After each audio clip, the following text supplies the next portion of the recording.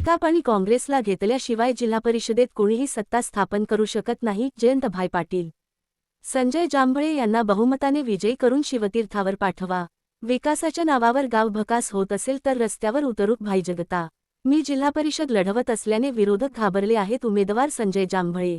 वडखळ जिल्हा परिषद गट शेकापचे उमेदवार संजय जांभळे आणि पंचायत समिती गण उमेदवार ललिता म्हात्रे, काँग्रेस उमेदवार वैभव म्हात्रे यांची भव्य प्रचार सभा वढाव येथील छत्रपती शिवाजी महाराज चौक येथे घेण्यात आली. एक वाई देतो. रायगड जिल्ह्यात शेतकरी कामगार पक्ष आणि काँग्रेसला घेतल्याशिवाय कोणालाही या ठिकाणी जिल्हा परिषद स्थापन करता येणार नाही. हा इतिहास आहे. हा इतिहास आहे. एकेकाळी काँग्रेस आणि आम्ही एकमेकांचे शत्रू होतो, पण विचार आमचा एक होता, दिशा आमची एक होती. म्हणून आज आम्ही एकत्र आलो. अनागातल्या जे मतभागाला येतात, या ठिकाणी जे आमदार आहेत, खासदार आहेत, या की आत्ताचे जे काही उमेदवार आहेत अहंकाराने फुगलेले आहेत. शिस्त वागणं. जनता कदापि तुम्हाला मतदान करणार नाही. मी खटारा या शेतकरी कामगार पक्षाच्या निशाणीवर शेतकरी कामगार पक्षाचा मी सर्वसामान्य कार्यकर्ता उभा आहे.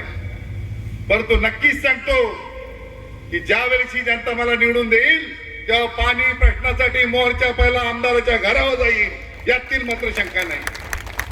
भरपूर आम्ही मोर्चे नेले अधिकाऱ्यांवर, भरपूर आम्ही मोर्चे नेले इकडे तिकडं.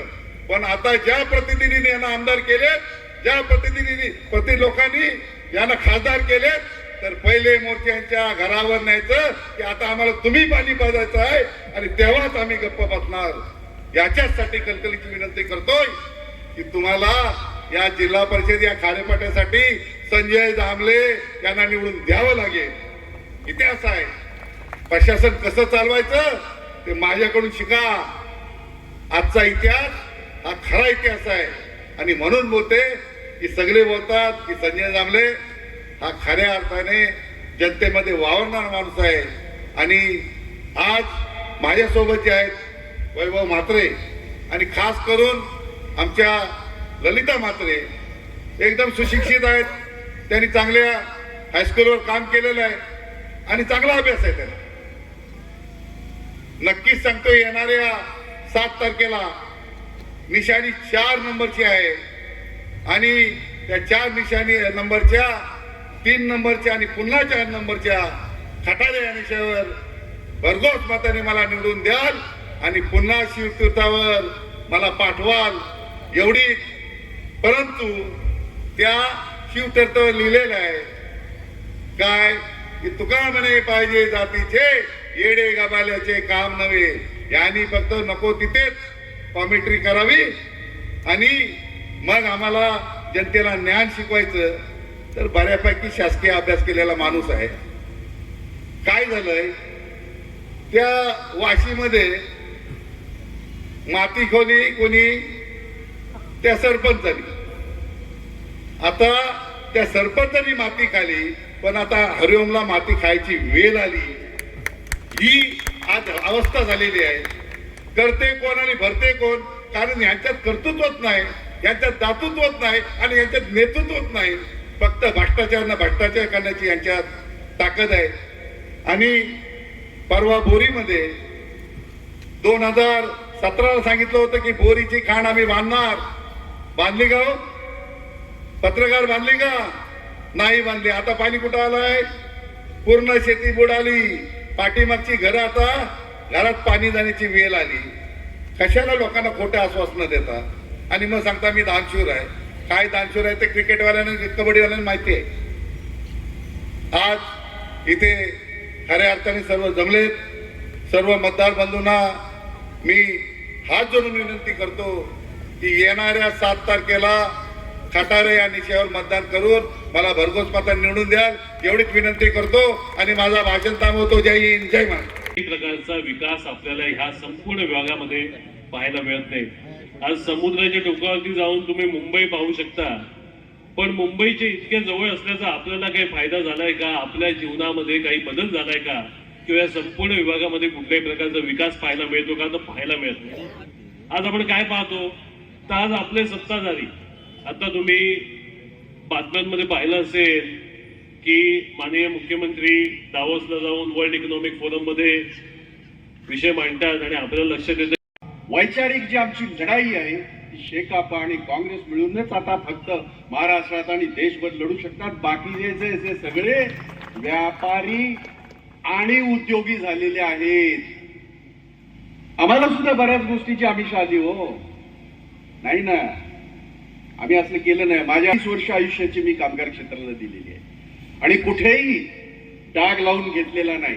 म्हणूनच आज ह्या माझ्या कुठल्याही वक्तव्यामध्ये धार आहे आणि ती सत्याची धार आहे, ती असत्याची नाही.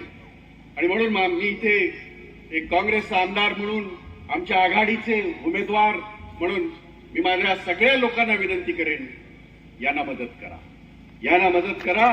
कारण भाई जगताप यांच्यासाठी आलेला आहे. कंपनीच्या आवारामध्ये केव्हाही कसलं राजकारण केलं नाही, परंतु मी काँग्रेस पक्षाचा 22 वर्ष झाला मी आमदार आहे. त्यामुळे माझं एक कर्तव्य सुद्धा बनतं की माझ्या लोकांसाठी, माझ्या प्रतिनिधींसाठी मी जर इथे आलो आहे तर त्यांच्यासाठी आपण सगळ्यांनी त्यांना मदत करा असं आवाहन करण्यासाठी सुद्धा आलेलो आहे. एक गोष्ट आपल्याला मुद्दाम सांगण्यासाठी इथे उभा आहे. मी आता आलो तिकडून वाशी फाट्यावरनं गावापर्यंत आलो. हे सगळं काय 2014 नंतर घडलं काय सगळं देशामध्ये आणि याच्यामध्ये? म्हणजे 2014 नंतरच भारत स्वातंत्र्य झाला काय? हे पंचायत राज्य यांच्या बापाला कोणाला स्वप्न पडलं होतं काय? नाही ना, यांना असली स्वप्न नाही पडत. यांना काय स्वप्न पडतात माहिती आहे का? त्याच्यावर येणार आहे मी. थोडक्यात तुम्ही उल्लेख केलाय म्हणून थोडासा समाचार घेणार आहे. दावोसला जाऊन सांगायचं पेण हे प्रमुख केंद्र होणार आहे. यांच्यापैकी किती जणांना तुम्ही विचारात घेतलं? बरं, तुमच्यापैकी किती जणांना घेतलं? ज्यांचा संबंध या मातीशी आहे, ज्यांचा संबंध या सगळ्या विभागाशी आहे, इथला जो काय हे होणार आहे, विकास होणार आहे, त्या विकासामध्ये माझी गावं जर भकास होत असतील, रस्त्यावर उतरल्याशिवाय राहणार नाही. तुमच्या ह्या सगळ्या वल्गना तिकडे ठेवा. काहींनी सांगितलं असं नाही, विकास हा हवा, कुणाला नको. ह्या गावामध्ये काय काय परिस्थिती होती तरी बरंच आहे. मी मांडली ते शाळा, वाडी तिथे शाळा, ग्रामपंचायत असतील, पंचायत राज्य असेल, हे कुणी निर्माण केलं? हे काय 2014च्या नंतर निर्माण झाले का? नाही ना.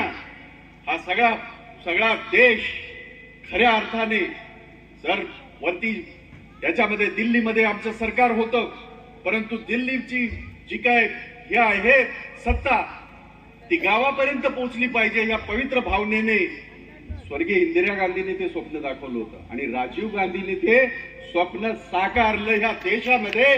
तेव्हा जाऊन ही आजी पंचायत राज तुम्ही